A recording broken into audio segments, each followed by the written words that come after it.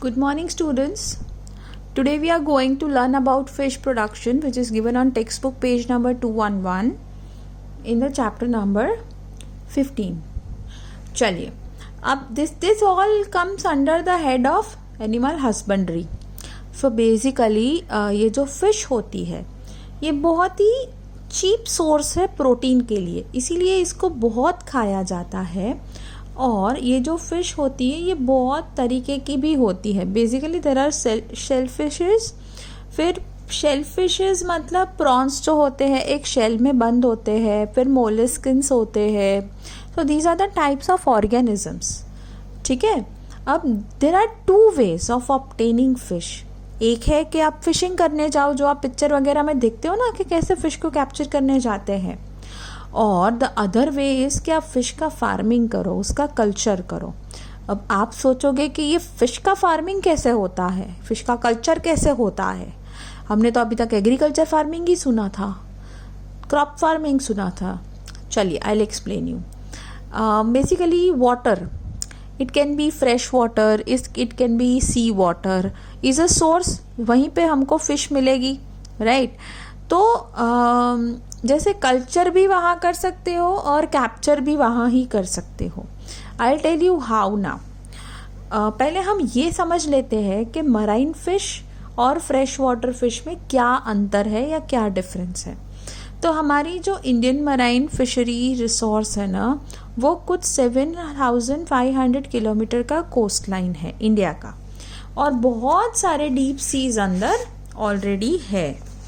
So basically बहुत सारी popular varieties भी है, जो खाते हैं उनको पता है.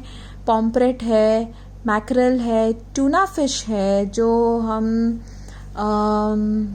कौन सी वो पॉपुलर डिश है उसमें टूना फिश आती है, वैसे याद आएगा तो आई टेल यू पक्का. सुशी, या सुशी में टूना फिश यूज़ करते हैं कई बार जापानीज लोग. Basically then it's sardines, then Bombay duck. So these are the types of the fishes. फिर आता है मराइन फिश. फिर मराइन फिश जो होती है उसको हम क्या करते हैं, फिशिंग से क्या मतलब ले आते हैं, बोट लेके जाते हैं. फिशिंग नेट भी होती है ना, तो उसमें भी आप देखते हो फिशरमैन कितनी सारी फिशेस लेके आते हैं. तो ये हम इसका ट्रेडिंग करते हैं. ट्रेडिंग मतलब इसको बेचते हैं. फिशरमैन लाते हैं और फिर वही लोग पैसा कमाने के लिए इनको बेचते भी है. सो अगर फिशरमैन लाते रहे, समझो ये फिश को, और बेचते रहे, तो एक ऐसा दिन नहीं आएगा जहाँ पे मतलब वाटर रिसोर्स में फिश रहेगी ही नहीं या कम हो जाएगी. तो हम क्या करेंगे, तो हम फिश कल्चर करेंगे. चलिए उससे पहले कुछ और इन्फॉर्मेशन ले लेते हैं अबाउट मराइन फिश.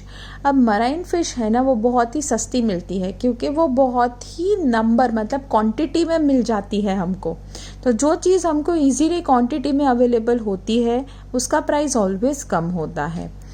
तो देखिए, अब जो फिश है जो हमको इजीली मिल जाती है और जिसका प्राइस भी उतना नहीं है, या फिर बोल सकते हैं वो जो मैंने ऑलरेडी नाम बताया आपको, पॉम्फ्रेट, मैकरल, टूना, ये सब हमको सस्ते दाम पर मिल जाता है. पर कुछ चीज़ें सी में से ऐसी होती है जिनके दाम ना बहुत ही ज़्यादा होते हैं. जैसे पर्ल मतलब मोती, तो वो हमको ओशन में से मिलता है, तो उसका प्राइस बहुत ज़्यादा है. देन बेटकी, देन म्यूलेट्स, फिर शेल फिश, इन सब के ना दाम थोड़े ज़्यादा होते हैं. उसका रीज़न ये है, they are very hard to find, hard to capture, right. और अब आप सोचोगे पर्ल कहाँ से मिलेंगे, तो ओस्टर्स होते हैं जो पर्ल को बनाते हैं, फिर उसमें से निकाले जाते हैं. फिर दूसरा जो है हमको मराइन फिश मतलब जो देता है अपार्ट फ्रॉम ऑल दिस, कि कई बार ना इनका पाउडर यूज़ होता है for the treatment in cosmetics. ये पॉइंट आपका टेक्स्ट बुक में नहीं दिया है लेकिन मैं बता रही हूँ आपको.